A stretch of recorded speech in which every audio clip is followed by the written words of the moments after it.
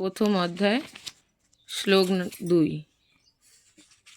সঞ্জয় উবাচ দৃষ্টা তু পাণ্ডবানিকং বুড়ং দুর্যোধনস্তদা আচার্যমুপসঙ্গম রাজা বচনমব্রবীত। বাংলা অনুবাদ হলো, সঞ্জয় বললেন, হে রাজন, পাণ্ডবদের সৈন্যসজ্জা দর্শন করে রাজা দুর্যোধন দ্রোণাচার্যের কাছে গিয়ে বললেন, যার তাৎপর্য ধৃতরাষ্ট্র ছিলেন জন্মান্ধ।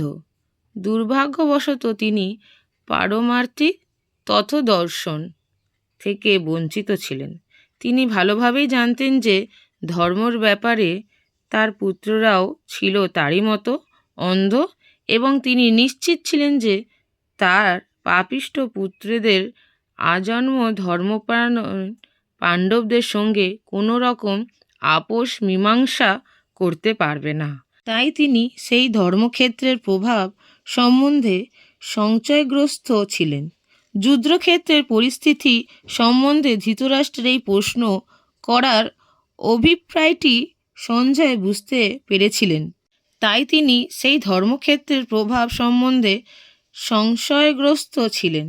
যুদ্ধক্ষেত্রের পরিস্থিতি সম্বন্ধে ধৃতরাষ্ট্রের এই প্রশ্ন করা অভিপ্রায়টি সঞ্জয় বুঝতে পেরেছিলেন। তাই তিনি নৈরাশ্যগ্রস্ত রাজাকে আশ্বস্ত করার জন্য বলেছিলেন যে পবিত্র ধর্মক্ষেত্রের প্রভাবের ফলে তার পুত্রেরা পাণ্ডবদের সঙ্গে কোনো রকম আপোষ মীমাংসা করবে না। সঞ্জয় তাই রাজাকে অবহিত করলেন যে তার পুত্র দুর্যোধন পাণ্ডবদের সৈন্যসজ্জা দর্শন করে তৎক্ষণাৎ সেনাপতি দ্রোণাচার্যের কাছে উপস্থিত হলো প্রকৃতি অবস্থায় সম্বন্ধে জানানোর জন্য। দুর্যোধনকে যদিও রাজা বলা হয়েছিল, তবুও সেই সংকটময় অবস্থায় তাকে সেনাপতির কাছে যেতে হয়েছিল।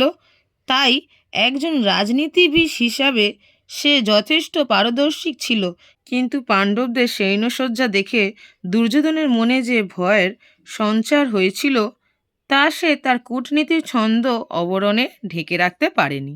শ্লোক 3। পৈষ্যতাং পাণ্ডুপুত্রা নামাচার্য মহতিং চমুম ব্রুডাং দ্রৌপদ পুত্রেং তব বিষং ধীমতা। বাংলা অনুবাদ হলো, হে আচার্য, পাণ্ডবদের মহান সৈন্যবল দর্শন করুন, যা আপনার অত্যন্ত বুদ্ধিমান শিষ্য দ্রৌপদের পুত্র অত্যন্ত দক্ষতার সঙ্গে বৃহের আকারে রচনা করেছে। তাৎপর্য: চতুর কূটনীতিবিদ দুর্যোধন মহৎ ব্রাহ্মণ সেনাপতি দ্রোণাচার্যকে তার ভুল ত্রুটিগুলি দেখিয়ে দিতে চেয়েছিলেন।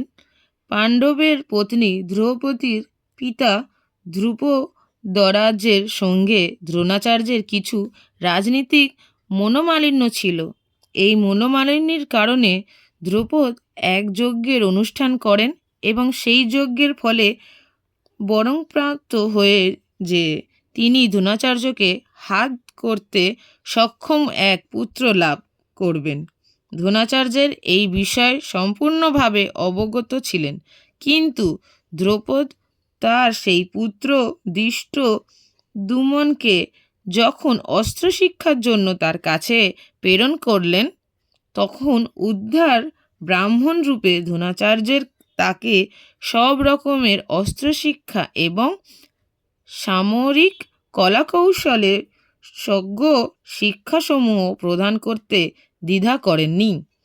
এখন কুরুক্ষেত্রের যুদ্ধক্ষেত্রে দৃষ্টিমগ্ন পাণ্ডবের পক্ষে যোগদান করে তাদের সৈন্যবৃহৎ রচনা করছিলেন, যে কৌশল তিনি দ্রোণাচার্যের কাছ থেকেই প্রাপ্ত হয়েছিলেন।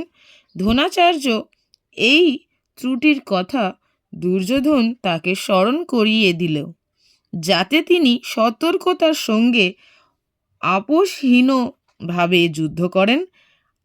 আর এর মাধ্যমে সে এটিও মনে করিয়ে দিল যে তিনি তার প্রিয় শিষ্য পাণ্ডবদের বিরুদ্ধে যুদ্ধ করতে যেন কোনো রকম কোমলতা প্রদর্শন না করেন। বিশেষত অর্জুন ছিল তার সবচেয়ে প্রিয় মেধাবী শিষ্য। দুর্যোধন আরও সতর্ক দিতে চেয়েছিল যে এই ধরনের কমলতার ফলে যুদ্ধে অবধারিতভাবে পরাজয় হবে।